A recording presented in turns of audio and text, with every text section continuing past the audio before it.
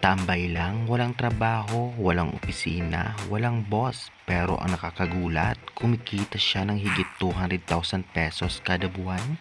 Paano kaya niya nagawa yon? At posible ba para sa iyo? Bago natin simulan guys, please pa-subscribe na aking channel para sa mga tips para yumaman tayo sa buhay-buhay. Maraming salamat. Welcome sa aking channel. Kung bago ka pa lamang dito, pinag-uusapan ang pera, negosyo at mga inspirasyon para kumita online at offline. Ang kwento natin ngayon ay tungkol sa isang dating tambay, walang ginagawa, pero biglang nakadiscover ng paraan kumita ng malaki. At hindi lang basta malaki, 200k monthly income. Ngayon ibabahagi ko kung paano nangyari at ano ang pwede mong matutunan para magawa mo rin. Alam mo ba, marami sa atin ang dumaan sa pagiging tambay. Walang trabaho, tambay sa kanto o sa bahay lang. Pero tandaan mo, hindi ibig sabihin na tambay ka, hanggang doon ka na lang. Sa panahon ngayon, pwede ka pa rin kumita kahit nasa bahay lang, basta may internet, cellphone o laptop at diskarte. At dito nagsimula ang kwento ng taong ito. Noong una, wala talaga siyang ginagawa. Pero dahil sawa na siya sa pagiging tambay, nagsimula siyang mag-explore ng mga paraan kumita online. Nakahanap siya ng mga skills na pwede niyang gawin kahit nasa bahay lang.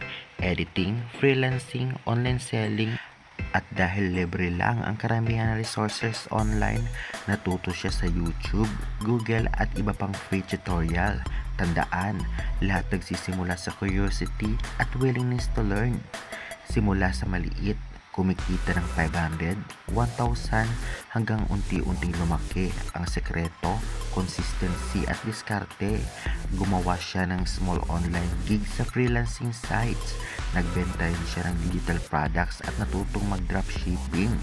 Gumawa ng content online para magkaroon ng additional passive income. Kaya kahit tambay, dahil marunong siyang maghanap ng opportunity, dumoble at dumoble ang kita niya hanggang naging 200,000 monthly.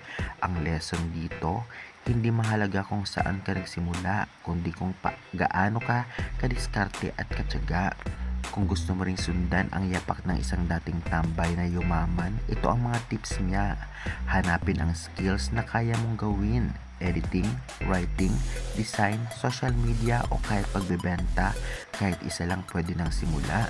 Mag-aral online, libre ang tutorials, courses at guides. Gamitin ang internet, hindi lang sa entertainment, kundi sa opportunity. Mag-start small, kahit 500 lang per gig.